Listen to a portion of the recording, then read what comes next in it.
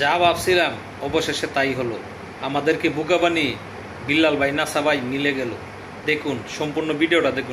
NASA ভাই ব্যক্তিগতভাবে 50,000 টাকা দিয়েছে। থ্যাংক ইউ ভাই। এবং তার কাছে বিকাশ নগদের মাধ্যমে আমাকে কিছু না বলে বিল্লাল সাহেবকে নিয়ে যায় সে আমার দোকান উনি ওপেন করলো, মানে এটা ভালোর জন্য অনেক কিছু আমাকে আর কি। নাসা ভাইয়ের সাথে যা হয়েছে পরবর্তীতে আর কিছু যেন না হয়, কারণ গ্যাঞ্জাম করলে গ্যাঞ্জাম হইতেই থাকে। আপনারা ক্ষমা করবেন কিনা জানি না, তবে আমি আমার জায়গাতে ক্ষমা করে দিচ্ছি। অবশেষে বাংলাদেশের জনপ্রিয় ফানি কন্টেন্ট ক্রিয়েটর নাসা ভাই বিনোদন ওরফে ফারদিন ইশতিয়াক রাসেল মানবতার ফেরিওয়ালা থ্রটস অফ বিল্লালের কাছে লাইভে মাফ চেয়ে আবার এক হয়ে গেল।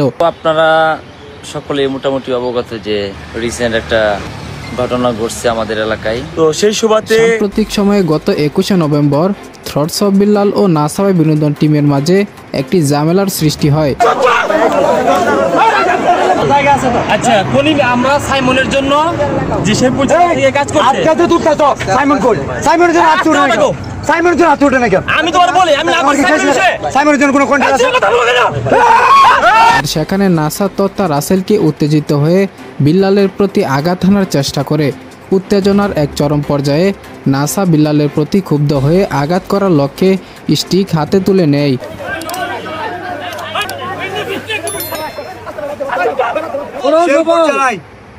নাসা বিনোদন টিম এন্ড সন্ত্রাসী নাসা। স্থানীয়রা অনেকেই তা ভিডিও ধারণ করেছেন, যা সামাজিক যোগাযোগ মাধ্যমে ব্যাপক ভাইরাল হয়।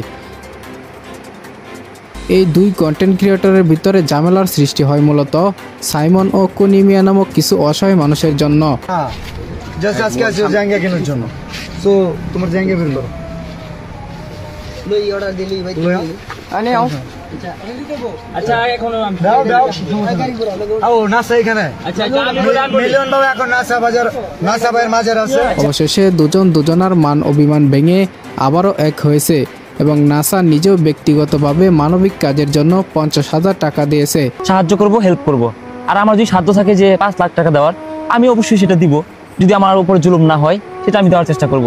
তো মানবিক কাজগুলো যেন হয় অলওয়েজ সব সময় সহযোগিতার মানে প্রতিফলক। আমি যে আমার পক্ষ থেকে আমার টিমের পক্ষ থেকে আমার পক্ষ থেকে আমি 50,000 টাকা দিলাম, আর এখানে আমি বিকাশের মাধ্যমে আর নগদের মাধ্যমে আর হ্যান্ড ক্যাশে আমি সব মিলিয়ে 10,000 টাকা পাইছিলাম। বিল্লাল প্রথমত রেগে গিয়ে নাসার দোকান বন্ধের হুমকি দিলেও পরবর্তীতে তিনি তার ফ্যান ফলোয়ারদেরকে বলে দেন নাসার সাথে তার কোনো রাগ অভিমান বা কোনো কিছুই নেই, তিনি তাকে মাফ করে দিয়েছেন।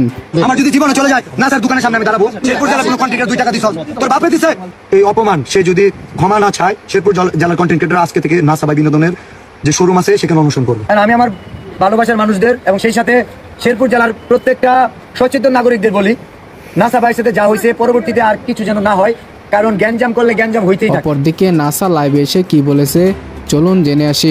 রিসেন্ট একটা ঘটনা ঘটছে আমাদের এলাকায়, তো সকলকে বলবো। তো আপনারা সকলে জানেন যে শেরপুর সদরে আমার একটি দোকান আছে। আসলে দোকানটি আমি যেহেতু দোকানে সবসময় থাকতে পারবো না, সময় দিতে পারবো না, আমাকে কিছু না বলেই দেখলাম ওই বিল্লাল সাহেবকে নিয়ে যায় সে আমার দোকান উনি ওপেন করলো। তো আমি এই বিষয়ে জানতাম না, পরবর্তীতে আমি তাকে ফোন দিলাম, তিনি বললো যে মানে বিল্লাল সাহেবকে নিয়ে যায় সে দোকান খুলছি, মানে এটা ভালোর জন্য অনেক কিছু আমাকে আর কি বলছে। যাই হোক সর্বোপরি আমি এটাই বলবো, ওনার তো উদ্দেশ্য ছিল যে আমার দোকান ভেঙে দিবে, আমার দোকান মানে কি দোকানে আগুন দিবে, ভেঙে দিবে। তো ওনার তো ওইটি করা উচিত ছিল। ওনাকে তো আমি বলি ওনাকে অনুমতি দিই নাই যে আমি আমার দোকান আপনি কিংবা তুমি খুলে দাও।